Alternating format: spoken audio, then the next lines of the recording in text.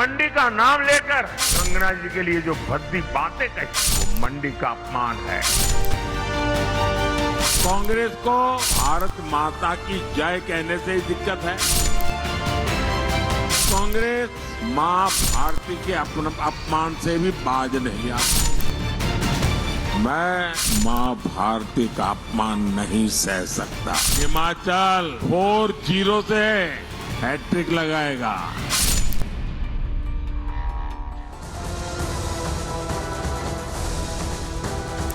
नमस्कार, मैं हूं आपके साथ हिमानी नैथानी। रिपब्लिक भारत के ल्यूमिनस स्टूडियो में आपका स्वागत है। शाम के 5 बजने को हैं और हम लेकर हाजिर हैं अपनी खास पेशकश प्रहार, जिसमें आज मैं बात कर रही हूं हिमाचल प्रदेश की, जिसमें 7वें और अंतिम चरण में चुनाव होना है और इसे लेकर जो रण है वो सज चुका है। और यही कारण है कि जब आज चुनाव प्रचार के दौरान प्रधानमंत्री नरेंद्र मोदी आज जब हिमाचल में थे तो वहां पर वो जबरदस्त तरीके से गरजे।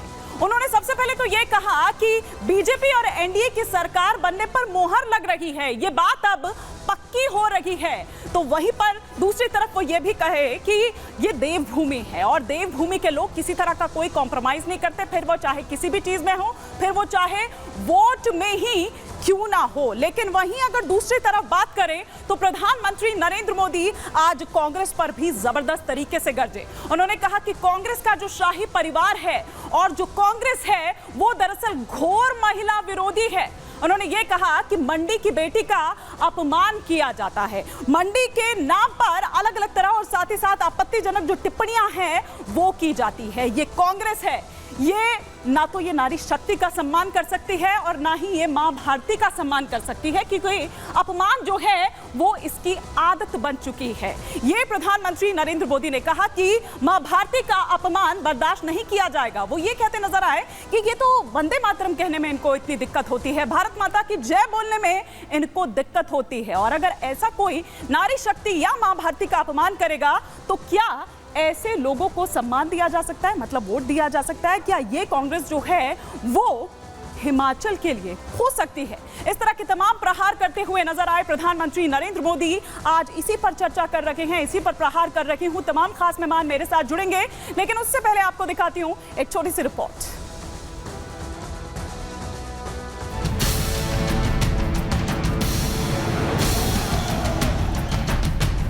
हिमाचल 4-0 से हैट्रिक लगाएगा।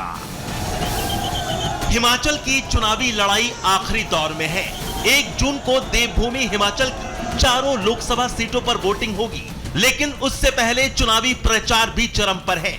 आज प्रधानमंत्री खुद देवभूमि हिमाचल में चुनाव प्रचार के लिए पहुंचे। पहले नाहन और फिर मंडी में प्रधानमंत्री मोदी ने हुंकार भरी, सीधा कांग्रेस को रडार पर लेते हुए ऐसी ललकार मारी कि कांग्रेस पर हमलों की बौछार कर दी।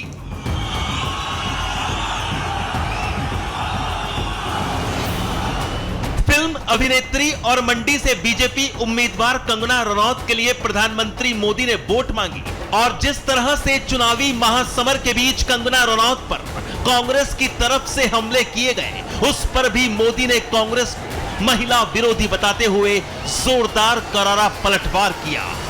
कांग्रेस ने मंडी का नाम लेकर कंगना जी के लिए जो भद्दी बातें कही है वो मंडी का अपमान है, छोटी काशी का अपमान है, वो हिमाचल का अपमान है, हिमाचल की हर बेटी का अपमान है। आज तक कांग्रेस के शाही परिवार ने इसके लिए माफी तक नहीं मांगी है।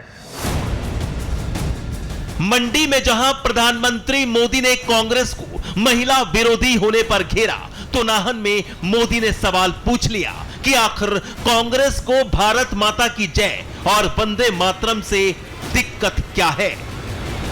मैं मां भारती का अपमान नहीं सह सकता, लेकिन कांग्रेस मां भारती के अपमान से भी बाज नहीं आती। कांग्रेस को भारत माता की जय कहने से ही दिक्कत है, कांग्रेस को वंदे मातरम कहने से दिक्कत है। ऐसी कांग्रेस कभी हिमाचल का भला नहीं कर सकती।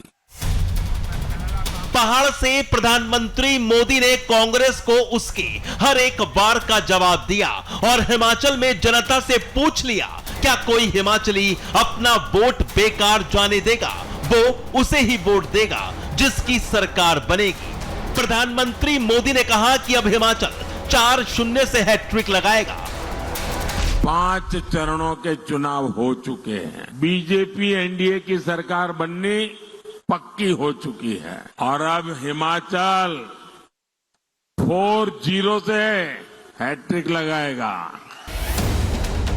हिमाचल में पिछले 2 लोकसभा चुनावों में बीजेपी ने जीत का चौका जड़ा है। 2014 के बाद 2019 में भी हिमाचल की चारों सीटों पर कमल खिला। हालांकि मंडी लोकसभा उपचुनाव में बीजेपी को हार का मुंह देखना पड़ा था, जिसके बाद फिलहाल हिमाचल लोकसभा सीट का स्कोर 3 बीजेपी और 1 कांग्रेस है। लेकिन यहां अब सवाल यह उठता है कि क्या हिमाचल में बीजेपी 2014 और 2019 की तरह कांग्रेस को चारों खाने चित कर पाएगी? सवाल यह भी कि हिमाचल में बीजेपी के लिए 4-0 की हैट्रिक लगाने की राह कितनी मुश्किल भरी होगी। Bureau report, Republic Bharat. और इसी पर और विस्तार से चर्चा के लिए तमाम खास मेहमान हमारे साथ जुड़ चुके हैं। फटाफट से परिचय करवा देती हूं। अनिला सिंह जी स्पोक्स पर्सन है भारतीय जनता पार्टी की, इस वक्त हमारे साथ जुड़ी हुई हैं। यहां स्टूडियो से ममता काले जी इस वक्त हमारे साथ जुड़ी हुई हैं। राजकुमार भाटी जी स्पोक्स पर्सन है समाजवादी पार्टी के, इस वक्त नोएडा स्टूडियो में हमारे साथ जुड़े हुए हैं। संजय मिश्रा जी हमारे साथ जुड़े हुए हैं और अनुज अत्रे जी अगर फटाफट से जुड़ जाएं, क्योंकि चर्चा की शुरुआत मुझे उन्हीं से करनी थी, लेकिन कोई बात नहीं, जो उनके सहयोगी है गठबंधन के, उन्हीं से चर्चा की शुरुआत हम यहाँ पर कर लेते हैं। और भाटी जी, किस तरह से आप देख रहे हैं, क्योंकि आज जमकर प्रहार किया प्रधानमंत्री नरेंद्र मोदी ने और ये कहा कि मंडी की बेटी का अपमान किया है कांग्रेस ने, कांग्रेस के शाही परिवार ने। और आपने सुना कि मंडी का नाम लेकर किस तरह से आपत्तिजनक टिप्पणियां की गई। माननीय नरेंद्र सिंह मोदी जी ने इस चुनाव में एक रिकॉर्ड कायम किया है कि भारतीय जनता पार्टी ने अपने 44 साल के इतिहास में और आरएसएस ने अपने 99 साल के इतिहास में, 100 साल हो जाएंगे अगले साल आरएसएस का गठन हुए, जितने झूठ बोले हैं, जितनी अफवाह फैलाई हैं, जितना चरित्र हनन किया अपने विरोधियों का, जितनी उलझुल बातें की हैं, जितना भाषणों का, भाषा का स्तर गिराया है, माननीय मोदी जी ने इस चुनाव में 2 महीने में उतना काम कर लिया है। भाषाई स्तर पर वो इतने नीचे उतर आए हैं कि जो ट्रोल की भाषा होती है नहीं, जो गली मोहल्ले नुक्कड़ के लोग बोलते हैं, अपशब्द बोलते हैं, उनका प्रयोग खुलेआम भाषणों में कर रहे हैं। जी बीच में भारत देश की आप लेकिन क्या नहीं हुआ था, क्या नहीं हुआ था कंगना रनौत के लिए इस तरह के आपत्तिजनक अभद्र भाषा का इस्तेमाल नहीं किया गया था? किसके लिए? क्या वो झूठ बोल रहे हैं कंगना रनौत के लिए, जो मंडी से प्रत्याशी हैं बीजेपी की? कंगना रनौत तो अपने आप में एक इतिहास है। कंगना रनौत तो कहती हैं देश 2014 में उस पर हुआ था, आज़ाद हुआ था।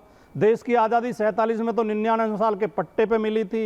ये जो ये नमूनों को लेकर आए हैं राजनीति में, एक दिल्ली में मनोज तिवारी हैं, उनका वायरल है वो इंटरव्यू। पत्रकार ने पूछा कि देश में 80 करोड़ लोगों को आप राशन देते हो, फिर कहते हो गरीबी हटा दी। वो कह रहा वो गरीब नहीं है, वो बीपीएल में आते हैं। मनोज तिवारी का ये इंटरव्यू चल रहा है सारे सोशल मीडिया पे। बोले वो गरीब नहीं है, वो बीपीएल में आते हैं। अब इन लोगों की बातों को क्या तो जवाब दें। लेकिन मैं जो पहले बात कह रहा था, आपने मुझे रोक दिया। माननीय मोदी जी वो भाषा बोल रहे हैं और झूठ बोल रहे हैं, सरासर झूठ बोल रहे हैं। अब तो इस स्तर पे उतर आए हैं, आपके घर में जो बिजली लगी हुई है, कांग्रेस आएगी आपका कनेक्शन काट देगी, आपके घर में अंधेरा कर देगी, ठीक है, आपको जो पानी मिल रहा है नल से वो नल खत्म कर देगी। अब तो कल को बस ये कहना रह गया है कि आपके घर में जब मेहमान आएंगे, कांग्रेस आपकी सब्जी उठा के भाग जाएगी, कांग्रेस आपका चाय का कप उठा के भाग जाएगी, कांग्रेस आपके बिस्कुट छीन लेगी, कांग्रेस आपके बच्चों के कच्चे छीन लेगी। ठीक है, पता नहीं मोदी जी और खुद के लिए क्या कह रहे हैं। हिमानी जी केवल 10 सेकंड में एक वाक्य केवल बोल दो। खुद के लिए कह रहे हैं मैं ऐसे पैदा नहीं हूं जैसे और लोग पैदा हुए हैं, मैं बायोलॉजिकली पैदा हुआ ही नहीं हूँ। मैं तो पता नहीं उतारा गया हूँ, कहाँ से उतारे गए।